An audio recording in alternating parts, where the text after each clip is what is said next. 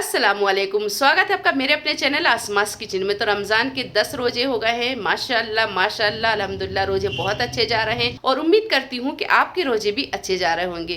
तो आज मुझे मार्केट में कुछ काम है तो मैं जा रही हूँ आज मार्केट जाने से पहले मैंने यहाँ पर कर दी शाम की तैयारी। तो शाम को बनने वाले हैं गुलगुले, जिसका बैटर मैं तैयार करके जा रही हूँ। इसे फूलने में थोड़ा टाइम लगता है, तो इसे मैं भिगा कर रख दूंगी ताकि 2 से 3 घंटे ये अच्छे से भीग जाए, और भीगने के बाद में गुलगुले जो हैं वो अच्छे बनते हैं। मैं तैयार हो गई और अब मैं निकल रही हूँ मार्केट के लिए। मार्केट में है बहुत भीड़, क्योंकि रमजान भी है और होली भी आने वाली है। तो होली के लिए दुकानें लग चुकी हैं, जिसमें कलर, गुलाल और बच्चों के लिए पिचकारी, बंदूकें, ये सारी चीजें लगी हैं। तो मैंने थोड़ी सी शॉपिंग की, जो खरीदना था मैंने वो खरीद लिया, और उसके बाद में मैं आ गई वापस अपने घर।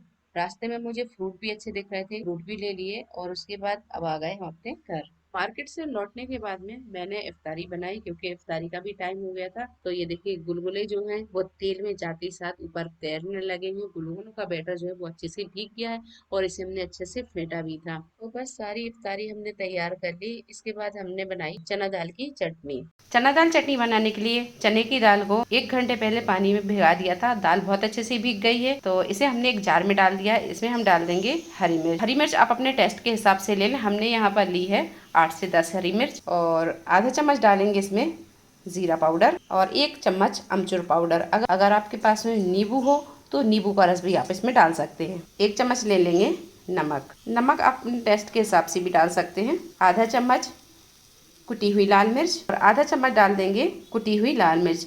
दाल की चटनी थोड़ी चटपटी अच्छी लगती है, तो मिर्च आप अपने हिसाब से डालें, लेकिन थोड़ी सी तेज मिर्च इसमें अच्छी लगती है। और इसमें थोड़ा सा डाल देंगे पुदीना। पुदीना को हमने धो लिया है, और थोड़ा सा डालेंगे इसमें हरा धनिया, और बस इसे अब पीस लेंगे। और ये तैयार है दाल की चटनी। इस तरह आप चटनी बनाएं, बहुत मज़ेदार ये चटनी बनती है, और इसे आप पापड़ के साथ खाएं। ये पापड़ के साथ बहुत मज़े की लगती है खाने में। सारी बनाते बनाते ही रोजा अफ्तार हो गया, तो आइए आप सब भी रोजा अफ्तार कर लीजिए।